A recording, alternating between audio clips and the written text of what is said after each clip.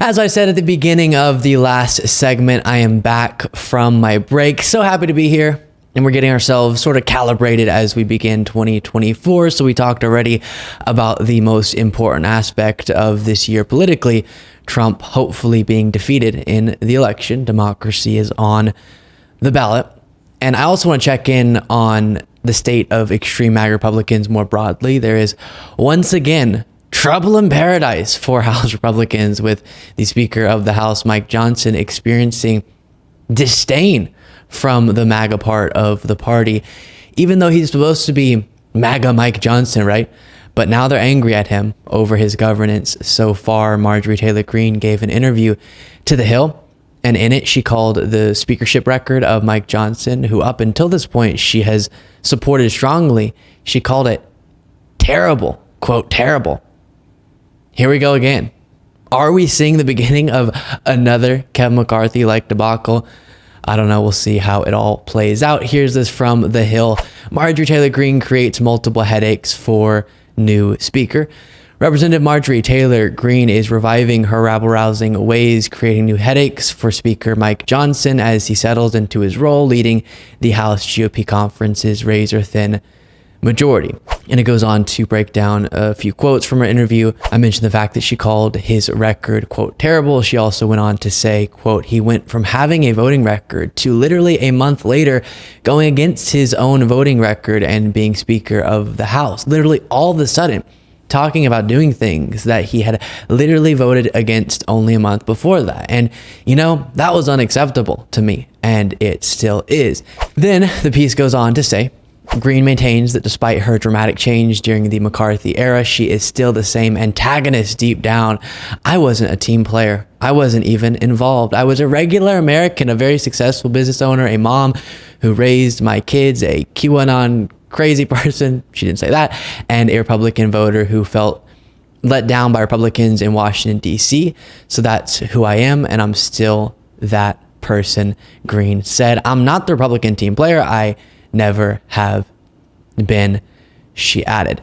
Then just one more excerpt on Mike Johnson here. Mike Johnson comes in, and first thing he starts talking about is passing another CR. And I'm like, wait a minute, what? You just voted against it. That was the whole reason why Kevin McCarthy got ousted, was working with Democrats and passing a clean CR. And, you know, for me, I was like, what a, oh gosh, what a hypocrisy. What a hypocrisy, Greene told The Hill. And then the next thing he starts immediately talking about is funding Ukraine. That shocked me. I was like, why would he even be talking about that? He voted against it. Okay, so there it is. Really interesting. Just a couple of months after becoming Speaker of the House, Mike Johnson is already having MAGA turn on him. Someone who was coined, again, MAGA Mike Johnson. And I think maybe once you actually attain the power of the speakership, you realize that governing as a hardcore MAGA extremist will shut down the government and won't fund crucial programs is actually really dangerous. When you aren't just a proud chaos agent and might actually get blamed if things go wrong, people often change their stances on some of these things, as we've seen from Mike Johnson with some of the funding of the government debate, at least up until this point. He's still a MAGA extremist, don't get me wrong, but again, doesn't want to be blamed for a shutdown. And see, this is what we've now watched with multiple speakers of the House. They've realized you can't keep happy the MAGA part of the Republican Party. You can't seriously govern because of that part of the party. Paul Ryan learned that, Kevin McCarthy, and now Mike Johnson. They just aren't interested in serious governance. MAGA isn't. And so when a Republican speaker does even the bare minimum, like funding the government, there's an uproar. It's a debacle. And unfortunately, this all comes as we're once again facing a potential government shutdown. As a reminder, they have extended funding multiple times to keep things up and running, but haven't actually agreed on an annual budget. So that debate just keeps bringing us to a looming shutdown. And if we're already seeing MAGA angry because of Mike Johnson's willingness to extend government funding previously, who knows what we're going to see in regard to the current negotiations. And by the way, we've heard similar feelings expressed from other MAGA figures about Mike Johnson lately. Here's Steve Bannon. Christian biblical viewpoint or not, you're on the clock. You told us yesterday, and you're running up on Fox all the time, you're spending way too much time on Murdoch News. Murdoch News does not run the deal. You should understand that your predecessor was on Murdoch News all the time, and you saw what happened to him, and now he's so viciously insane. He's trying to throw punches, and he's walking around. He's stirring the pot. He's got 17 men. He's going to come after all these guys in the district. And Marjorie Greene was also quoted as saying the honeymoon is over. I don't remember any honeymoon.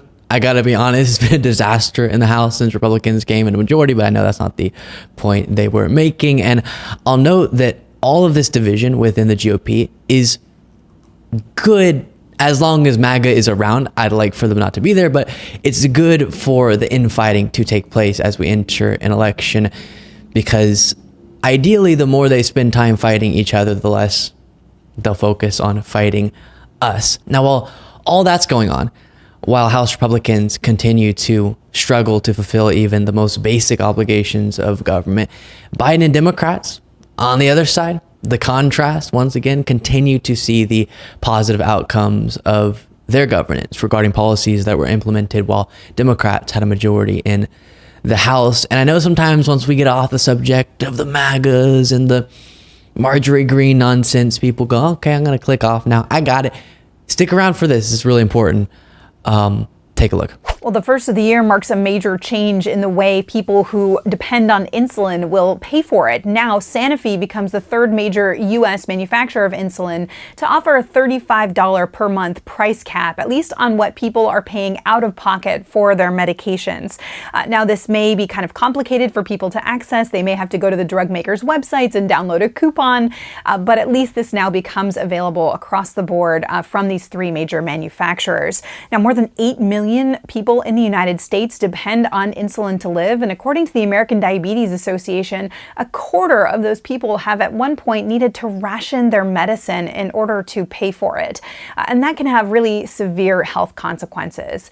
Another thing going into effect starting January 1st is decreases in the list prices of insulins of more than 70%. And now the list price is the actual price of the medicine before insurance kicks in or any rebates or discounts are paid back into the system. And now the reason that is actually happening is because of a Biden administration 2021 law, the American Rescue Plan Act. Essentially, that changed the way drug makers have to pay rebates back to Medicaid for drugs on which they've raised the price a lot over the years. Insulins have been going up for decades. If you look at this graph we have here, this one actually comes from a congressional investigation into drug prices, and you can see how much those list prices have increased. I mean, how long have politicians talked about lowering prescription drug prices? Then finally, Democrats, led by Joe Biden, take it on, and boom, we're actually seeing progress. We can actually make progress with the government. Can you imagine?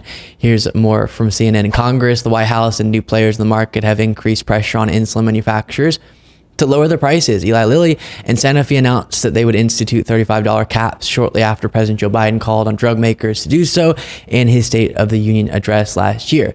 Medicare enrollees now pay no more than $35 a month for each of their insulin prescriptions, thanks to the Inflation Reduction Act, which Democratic lawmakers pushed through Congress in 2022. But drug makers also face changes to the Medicaid rebate program that would have likely cost them hundreds of millions of dollars each if they didn't lower their list prices. So again, because of Joe Biden and Democrats, people will actually see their drug prices dramatically decrease. And that matters.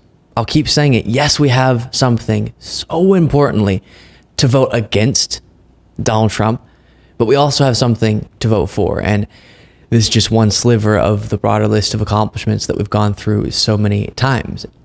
Then one random thing I wanted to mention on this, it was so aggravating to see such flawed coverage of this news. There was a clip going around of that same CNN contributor, I think it was, that you saw there, but in a different segment, breaking down the news and just brutally failing to properly connect the news to the policies of Joe Biden. And it's a problem we talk a lot about when Democrats get through major accomplishments. Much of mainstream media is sort of terrified to talk too much about it because they think it'll make them seem biased, I guess. But if you're doing proper reporting, yes, you would give accurate credit to Biden in this case. And by the way, while we're giving credit to Joe Biden, let's talk about a few economic things. Again, all this is so important. I know sometimes not as engaging, but stick with me. there is a massive propaganda machine on the right trying to convince people that Joe Biden is destroying the economy. And that just could not be further from the truth. Biden took over during an economic crisis that Trump had mismanaged. And now we have a pretty strong economy. Still problems, but a strong economy. I've gone through so many times detailed breakdowns of the economic recovery under Biden, so I won't do it all again. But I just want to go through a few visuals that I've come across in recent days. First, this expectations for the economy, according to a few entities, versus what actually happened, as you can see next to me. And GDP growth, job growth, unemployment, stock market performance, all unbelievably better than expected in Q4. And I'll remind you that we've had sub 4% unemployment for a longer period of time than we've seen in decades. Inflation near zero the last 2 months and around 3% for the year. That should keep coming down. Again, inflation caused by the recovery efforts under Trump and Biden, plus corporate price gouging, not talked about enough. And there was worse inflation in many comparable economies post-pandemic. Then you have GDP growth really strong and so many other good signs.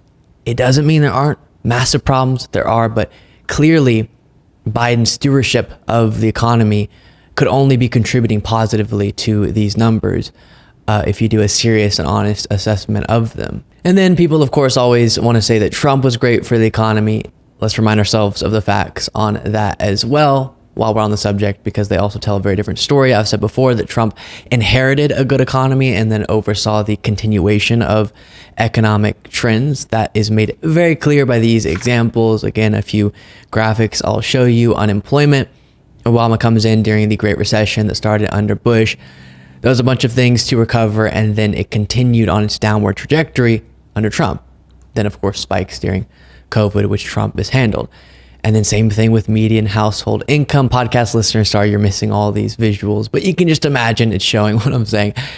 And it's stunning how so many people just misunderstand the facts on this, unfortunately. So median household income, you see a similar continuation of economic trends from Obama to Trump. Then stock market performance, same thing, even manufacturing output. Then job growth, NBC News reports, on average, the country created 215,000 new jobs a month in Obama's second term. In Trump's first 3 years, so we're excluding COVID with this, first 3 years, the figure was 182,000 jobs per month. So job growth slowed under Trump, even before the pandemic. So Obama took over during a crisis, oversaw recovery back to a strong economy. Trump took that over and trends continued and slowed by some metrics until the pandemic when everything imploded. Then Biden takes over during a crisis and once again oversees a recovery back to a strong economy. Starting to see a pattern there, huh? Now, of course, you can't blame the pandemic on Trump. You can criticize his handling of it, which was terrible, but any president would have seen an economic downturn of some sort in that situation. But zooming out, you see, as we've discussed extensively in the past, the fact that by all the primary economic metrics we use to judge the economy does much better under Democrats than Republicans, going back a century. And then you can zoom back into just the last few presidents, same thing, all while overseeing smaller increases, Democrats, that is, to the deficit. And while we're on the subject, here's Gavin Newsom. Again, another argument in favor of Bidenomics, 14.1 now million new jobs, almost 14.2 million jobs. It's 10 times more than the last three Republican presidents combined. You look at, by the way, just on the jobs score, I think it's so important for Democrats out there to understand this. Since the end of the Cold War, since Reagan left office, there have been 50 million American jobs created. 48 million of them, I'll repeat that, 48 out of 50 million American jobs have been created under Democratic administrations, not Republican administrations. The last three Republican presidents have one thing in common: recessions. The last three. I can't believe we've been debating the issue of jobs and the economy in comparing to contrast the Republican Party. So, look, again, all of this is, it expresses itself in terms of the work we have to do to lift up the work that Biden and Harris and the Democratic Party have broadly done, and then obviously get things ready for the contrast. And the compare contrast is where we're going to excel. And that's why I have great confidence going into 2024. So I included all of that in this segment because it's so important to remember the contrast. I'll keep pounding that drum. You can have Marjorie Greene and MAGA Republicans and Trump and all this nonsense who are more interested in chaos than governance or actual policies benefiting actual people's lives. And we do, of course, have to still work to make the Democratic Party better. That's a big task as well. But our only hope for implementing change through our electoral system, it's through the Democratic Party. And we can only do that if we defeat MAGA Republicans across the board. Before we go, don't forget to become a member at lukebeasleyshow.com/membership to get the daily bonus show Monday through Friday. What do they say? New year, new you. New year, new your membership. Go get it, lukebeasleyshow.com/membership. Plus, follow me on Threads at Luke Beasley Official, Instagram at Luke Beasley Official, X at Luke P. Beasley. I'm going to try to be more active on all those things, I promise. And sign up for the Beasley Brief, a daily morning newsletter that summarizes the previous day's events. We're very active with that at lukebeasleyshow.com/brief. And I'll talk to you all next time.